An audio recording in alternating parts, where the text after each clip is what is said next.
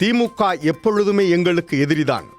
அவர்கள் நேராக வந்தாலும் சரி, வளைந்து வந்தாலும் சரி, அவர்களது கூட்டணியில் யார் வந்தாலும் அது திமுக தான்.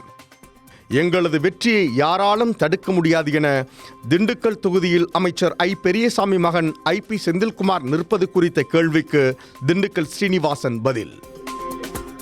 எப்போதுமே திமுக தான் எனக்கு எதிரி. நேரம் இல்லை, வளைஞ்சு வந்தாலும் திமுக தான் எல்லாம் பண்ணுவாங்க. வேற அவங்க கூட்டணி நின்னாலும் இல்லை திமுக தானே பேக் பண்றது. எந்த வேலையும் குறையாது.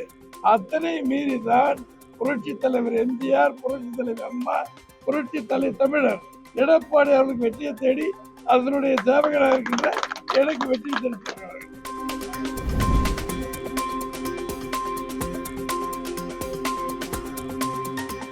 தமிழகத்தில் சட்டமன்ற தேர்தல் களம் சூடுபிடித்துள்ள நிலையில் அனைத்து கட்சிகளும் தமிழகம் முழுவதும் வேட்புமனு தாக்கல்.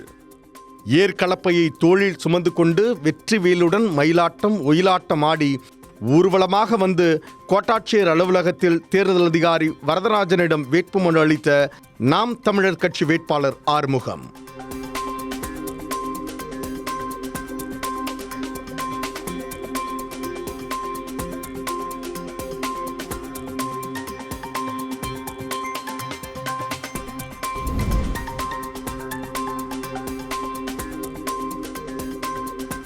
சோழிங்கநல்லூர் சட்டமன்ற தொகுதியில் நாம் தமிழர் கட்சியின் சார்பில் போட்டியிடும் வேட்பாளர் ஜெயலட்சுமி ராமன் OMR சாலையில் காரில் பேரணியாக வந்து இன்று மனு தாக்கல்.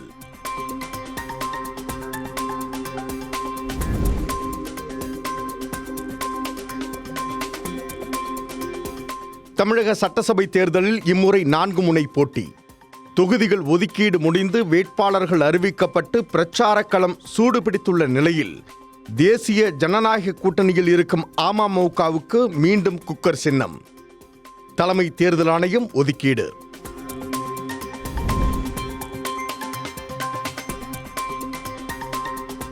நான் மக்களிடம் திரள் நிதி கேட்டு அன்பு இருக்கிறவர்கள் கொடுக்கிறார்கள். நீ திருட்டு நிதி வைத்துக்கொண்டு கட்சி நடத்துகிறாய் என திமுகவை கடுமையாக சாடிய நாம் தமிழர் கட்சி ஒருங்கிணைப்பாளர் சீமான்.